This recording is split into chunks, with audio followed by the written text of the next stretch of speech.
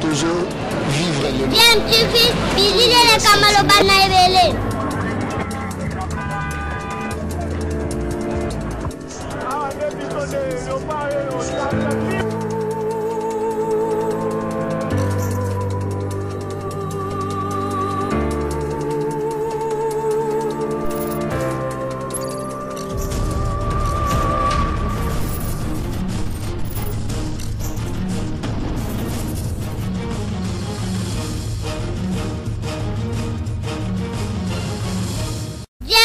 toujours en avant. Bimte na biso esengo eza penza na ngambo na biso to yoboza ebele bolanda chaîne YouTube no dapo et même la cabine actualité mais sabino analyse sur ba sujet d'actualité topé ba faits sociaux ba réalité na mboka na Ishka République démocratique Zambo amba il n'a jamais de fumée en feu to sakapo makambo zanga kate lelo tolingi to solola politique Webikaka, Martin Fayulu a saraki descente na mboka après plusieurs mois passés à l'extérieur à maki ensemble na Adolphe Musitu asanga kite kokuta en tout cas na ba partisan na ye oyo asolé na bango mwa muke to nito beta mo lisolo mwa muke ko corner pe moi Martin Fayulu ngo mais avant to kota na kati ya muzindo ba faire ngo Webikaka awa to soit déjà habitude wana ya remesanisa bino na sensibilisation par rapport à maladie ya coronavirus po tozo landa presque 10 000 cas confirmés to kumisinzambe po eza lokola na bamboka misusu te néanmoins et koki ko empêcher bisote to rappeler na bino que sengeli tomi batela en respectant les mesures barrières au bakonti ba sengi na biso parce que prévention de masolo prévention de ko permettre na biso to koka kozwa maladie wana te tomituni boye yango boketu wa yambo ezalaka nini yango boketu abebani na finalement tomonika abebani na tout le monde tikali kaka abeba ba combattant attaquer suna ba combattant boketu na combat na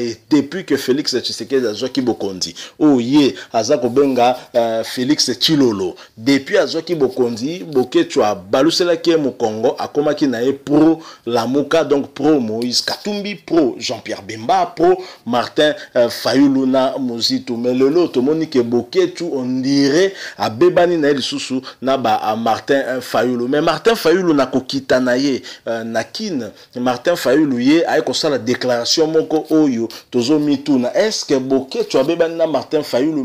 mais que eza réciproque te que Martin Fayulu nda abebani na boketu te ou bien Martin Fayulu aza ignorant ya évolution à masolo ndenge komi lelo donc il faut ça la mise à jour Martin Fayulu aza la retard otimi kilango pe mais ana retard boketu aza vitesse moko boye akomi ko finga même na ba Martin Fayulu wana ondimate mais boka Martin Fayulu alobaki devant public sur boketu premier et bongo tozo zonga tola sabino siko ke Martin Fayulu akosaki kote wana po makambo lobi na ndimite kakutana kina boketu ya solo po makambo boketu ayeko lobela ye ezola kisaki o Martin Fayulu lobi wana azana retard makasi tamsu ba solo laka il y a mais ya lelo mise à jour et salemité Martin Fayulu ana mama na retard yango to mituni soki Martin Fayulu akosi batute na makambo ya lobi wana boye bango tango tokozonga mais pour l'instant bolanda yemoko Martin Fayulu ensuite toza kozonga poto continuer les solo je rappelle que bozo landa chaîne YouTube nabino DMTV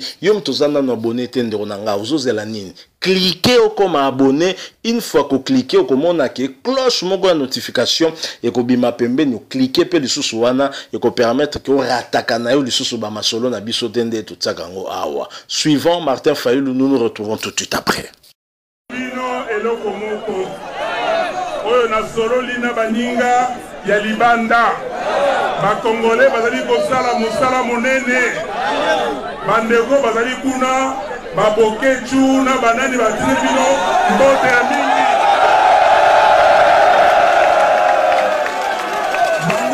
kolanda wana Martin Fayulu Madidi toloba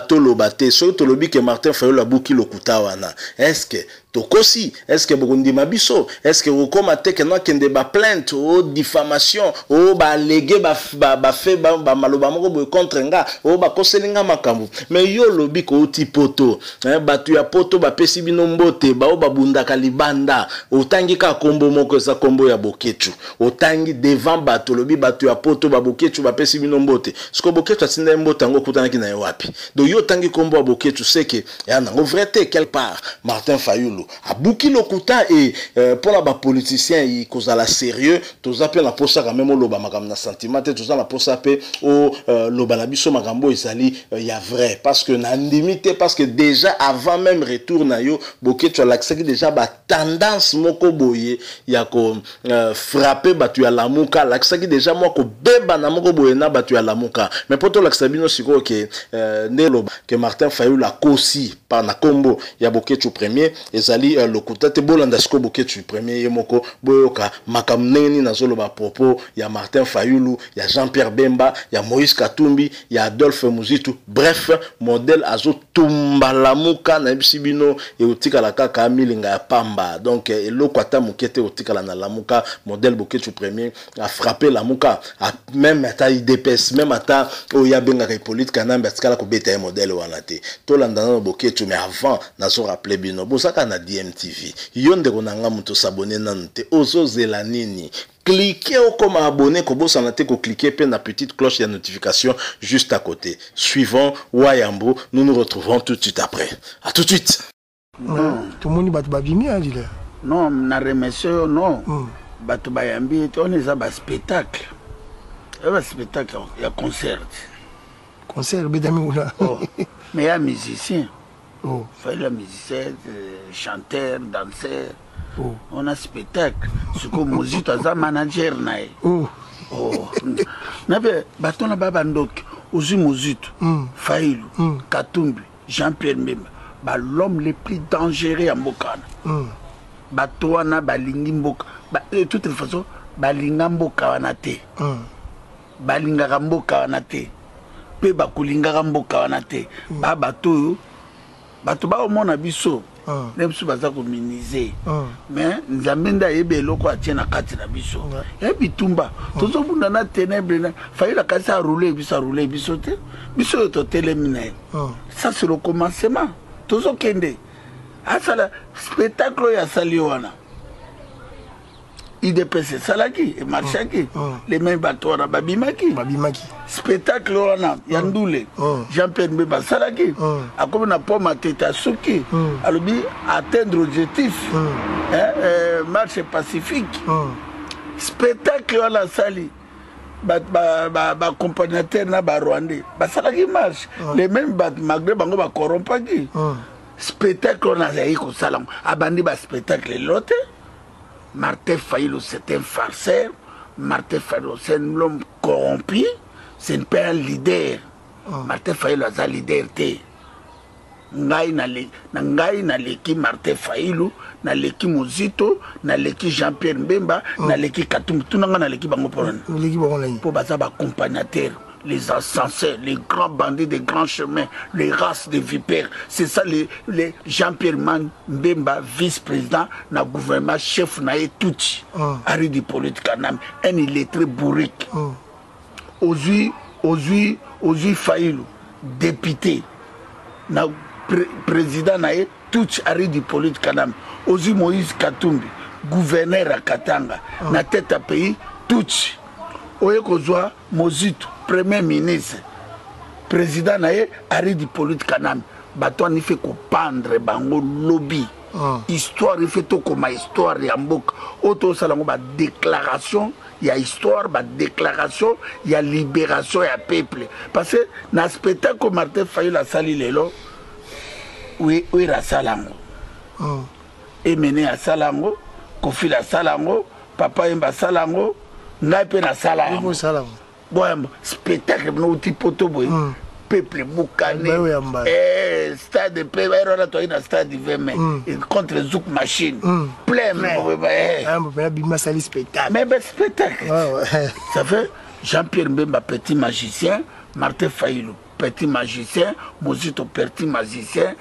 Mozito Katumbi petit magicien. Bitumba. Là, binomoko boti kolanda, boyoki maloba boketu premier à lobby, boyoki makamboua yambo à lobby, mais en tout cas, personnellement, salinga passi, mais quelque part, et talisi na bisope boyepo ebi ke batebele batreta boketu d'aventurier, misuku tu bandi marate ke ba français na mabe alobakawana que ezaga solo misu balobaka saka nanko tango pena azako lobake oyo humiliation,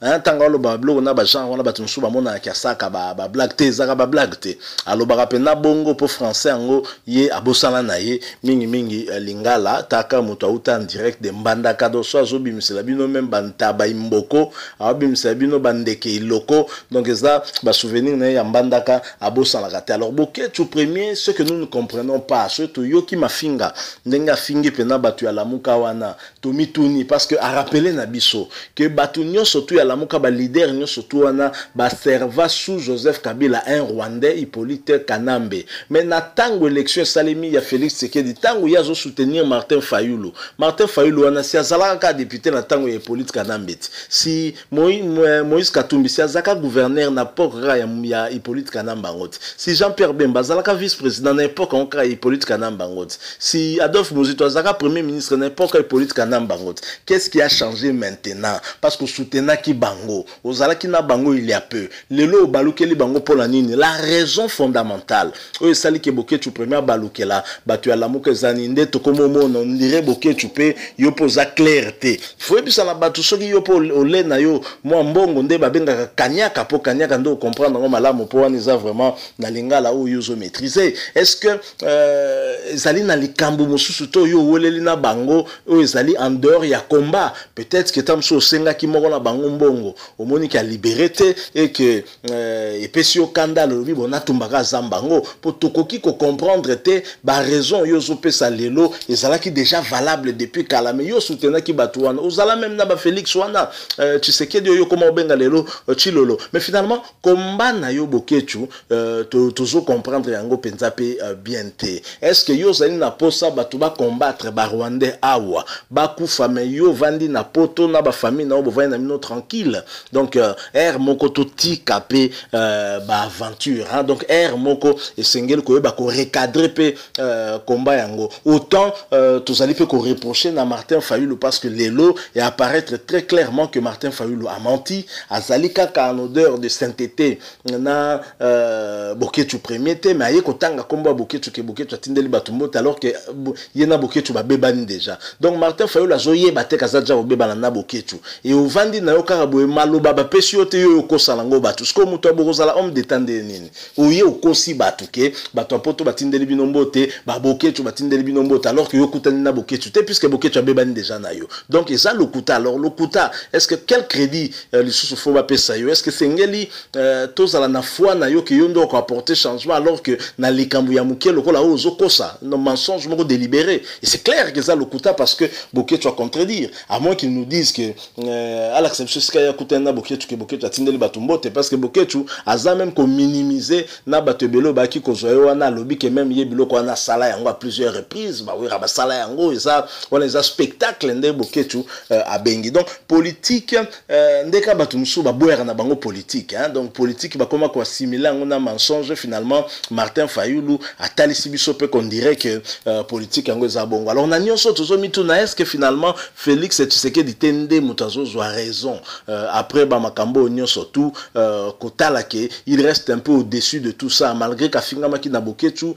tala lelo yo boketu nga komi ko finga même na binomoko et même na yo Martin Fayulu bazo finga yo mozoe bateke ba finga yo ozoa lisusu na kombo ya boketu awa tango ozako solola na ba partisan na yo donc ezali vraiment moi mukemawa donc ba makampe to ko encourager te na mboka na biso tozali na besoin ya ba personnalité oyo ba kosala crédible on a ba propos na bango ba ko distiller ba mensonge te o ba koya kolobela biso ba fait oyo ezali réel hein, et non qu'inventer makambo pour des besoins de marketing. Wana esali penza amalamu te parce qu'il y a des vidéos qui passent sur ça pour contredire makambo fayulu à lobby et pas yabatunaï, ce n'est pas très intéressant. Donc voilà un peu analyse tout ça la moi réflexion par rapport na ba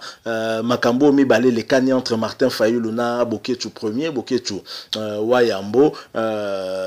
soki bo sepeli botike la biso like mais surtout bo réagir à travers bas commentaires aux alamala mingi mais bo s'abonner pe na chaîne Nabino DMTV sans oublier de cliquer sur la petite cloche juste à côté pour permettre hein, bo rater le suelo ko mokote so to tianga na kata DMTV. Tommy Batela coronavirus ezali respect à ben mesures barrières parce que prévention ndé ko permettre na biso to eba ko bundisa maladie yo de manière très efficace. Merci na yo mutolandi biso pour pesi biso quelques minutes ya temps na yo to yebi keza très précieux. Merci mingi to très prochainement avec un autre sujet si Dieu nous prête vie. DMTV vous dit au revoir.